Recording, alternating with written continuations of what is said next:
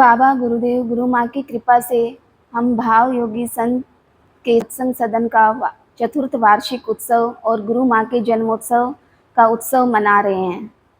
तो ये वार्षिक उत्सव और जन्मोत्सव मना रहे हैं, तो हमें मतलब ये हम कितने भाग्यशाली हैं कि हम 6 दिन का ये उत्सव बहुत ही भाव से, चाव से और उमंग उत्साह से मना रहे हैं। कितना सुंदर दरबार सजा हुआ है। तो ऐसे ही भाव योगी संत हमारा ये जीवन सुंदर बना देते हैं कि हम सौभाग्यशाली है कि हमें संत का सत्संग मिला, संत मिले और तभी हम अपने जीवन में हमें ज्ञान मिला कि हमें सत्संग मिला है, तभी हम अपने जीवन को सुंदर बना पा रहे हैं। कि ये सत्संग हमारे जीवन में बहुत सारी खुशियाँ लेकर आया कि हम अपने जीवन में बहुत मतलब परेशान रहते, दुखी रहते,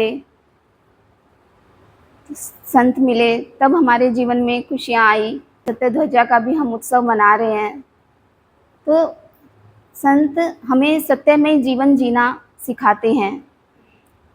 संत हमें ये सत्य का स्थान, हमें हर पल हर समय सत्यवाणी बोलना और सत्यमय जीवन जीना, सतमार्ग पर चलना और सत्कर्म करना, शुभ कर्म करना, इन्हीं की प्रेरणा देते हैं संत हमें कि हर समय हम यही हमारे मन में रहता है कि सतगुरुदेव की अमृत वाणी सुनकर कि हम सत्य बोलें, सत्य के रास्ते पर चलें।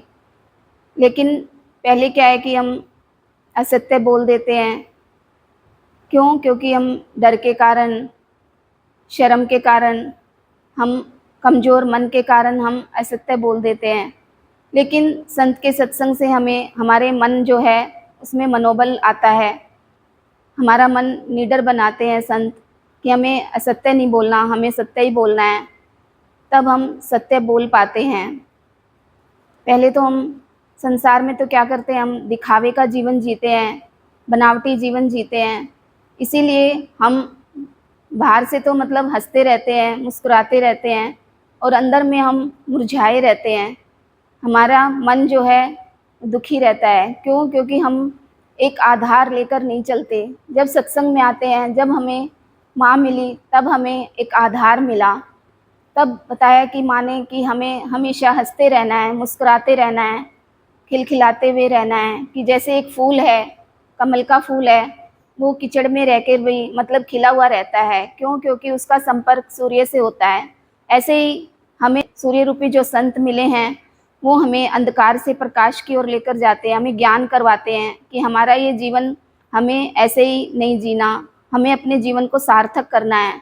माँ ने अपने जीवन को सत्यमय बनाया, जीवन सार्थक किया और समय का सदुपयोग किया, तभी हमारे जीवन में वो खुशियाँ भर रहे हैं, प्यार भर रहे हैं। मैंने तो कभी सोचा भी नहीं था कि मेरे जीवन में मतलब कभी खुशियाँ आएंगी, कभी मतलब दोबारा मैं हंस पाऊँगी। लेकिन माँ ने मेरे जीवन, माँ मिले तो मेरा जीवन बदल गया। मेरे जीवन में खुशियाँ आई, मेरे जीवन में वो प्यार भाव भरा। तब मैंने जाना संत की भक्ति वास्तविक जीवन, हमारे जीवन को वास्तविकता में जीना हमें सिखा देते हैं। नहीं तो हम बाहर में ऐसे ही निरर्थक जीवन जीकर चले जाते।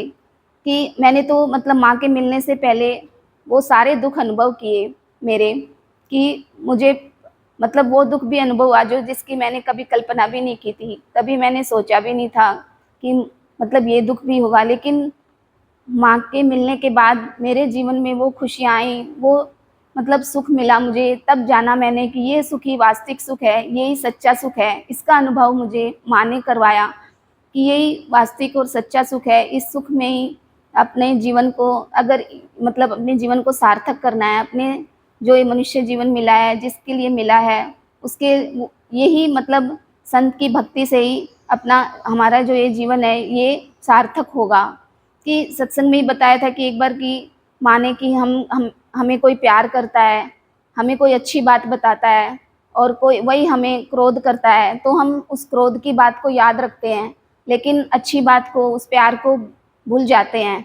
तो वो हमें मतलब सत्संग में आकर ही ज्ञान मिला कि हमें उस अच्छी बात को याद रखना है, उस प्यार को याद रखना है। अगर हम उस अच्छी बात को, प्यार को याद रखेंगे तो हम आगे बढ़ेंगे, हमारा जीवन अच्छा बनेगा। और अगर हम उस क्रोध की बात को याद रखेंगे और उस अच्छी बात को भूल जाएँगे, तो फिर हमारा जीवन आगे नहीं बढ़ पाएगा। हम संसार में जैसे रह रहे थे वैसे ही बने रहेंगे। हम आगे मतलब भक्ति का भाव नहीं जान पाएँगे। सतगुरुदेव की अमृत वाणी हमारे अंदर में जब हम सुनते हैं तो सिंचन का काम करती है, हमें रास्ते, हमारे पथ से भटकने से बचाती है, हमारी सोच को बदलती है। हमारे भाव जो हैं वो नकारात्मक रहते हैं, लेकिन सत्संग में आके हमारी भावना सकारात्मक बनती है, हमारी सोच सकारात्मक बनती है कि हमें जीवन में अभाव नहीं लेना, कैसी भी परिस्थिति आए। हमारे मतलब ये भी रहता है कि हम जब दुखी होते हैं, परेशान होते हैं, कोई चिंता होती है, तो हमारे अंदर में संत के प्रति बहुत मतलब श्रद्धा का, विश्वास का भाव रहता है कि किसी तरह से मेरा ये परेशानी है, ये चिंता है, मेरा दूर हो जाए। तो मन में यही आता है कि भी जब हम जब हमारे अंदर में खुशियाँ आती हैं, हमारे जीवन में, हमारे मन में खुश रहते हैं हम, तब भी हमारे जीवन, हमारे अंदर में संत के प्रति वही मतलब श्रद्धा का भाव रहे, विश्वास का भाव रहे, निष्ठा का भाव रहे।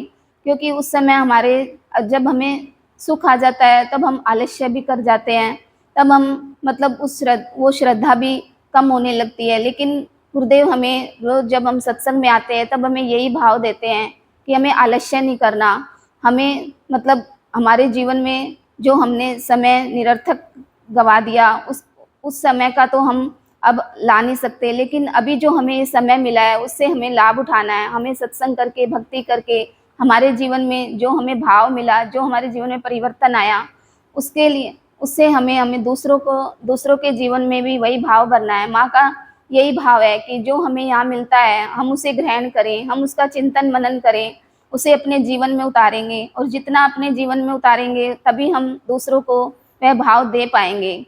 माँ जैसे हमें अपना भाव देते हैं, इतना प्यार देते हैं, इतना भाव भरते हैं हमारे अंदर में, कि उनकी यही चाह है कि हम अपने जीवन को भी बदलें और दूसरे का जीवन भी बदलें। तो मैं गुरुदेव बाबा से यही प्रार्थना करती हूँ, यही मतलब भाव मांगती हूँ कि गुरुदेव बाबा मुझे अपने मतलब जो जीवन में मुझे भाव मिला, जो खुशियाँ मिली, मैं सत्य पथ पर चलती रहूँ और हमेशा सत्संग भी करूँ, और सत्संग में जो मुझे मिलता है वह दूसरों में बाँटूँ। क्योंकि ये जो मतलब समय मिला है, इस समय को मैं निरर्थक नहीं करूँ, अपने जीवन को सार्थक कर पाऊँ।